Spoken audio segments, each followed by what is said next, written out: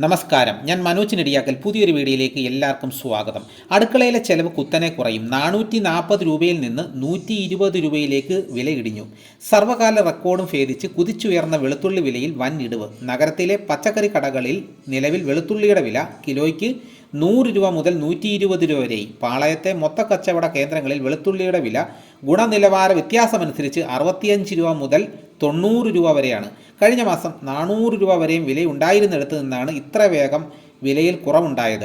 2 മാസം മുമ്പ് വെളുത്തുള്ളിക്ക് റെക്കോർഡ് വിലയായിരുന്നു. 440 രൂപ. 6 മാസം മുമ്പ് 250 രൂപയിൽ താഴെയായിരുന്നു വില.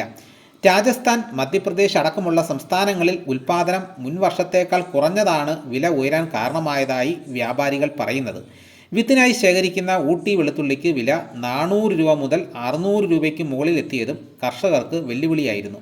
ഏപ്രിൽ വരെ വില കുറയാൻ സാധ്യതയില്ലെന്നാണ് ആദ്യം അറിഞ്ഞിരുന്നത്. എന്നാൽ വീണ്ടും വലിയ തോതിൽ ലോഡുകൾ എത്തിത്തുടങ്ങിയതോടെ വില വീണ്ടും കുറഞ്ഞു. അപ്പോൾ ഇതാണ് ഇന്നത്തെ വീഡിയോ. അപ്പോൾ വീഡിയോ എല്ലാവർക്കും ഇഷ്ടപ്പെട്ട് കാണുമെന്ന് ഞാൻ വിശ്വസിക്കുന്നു.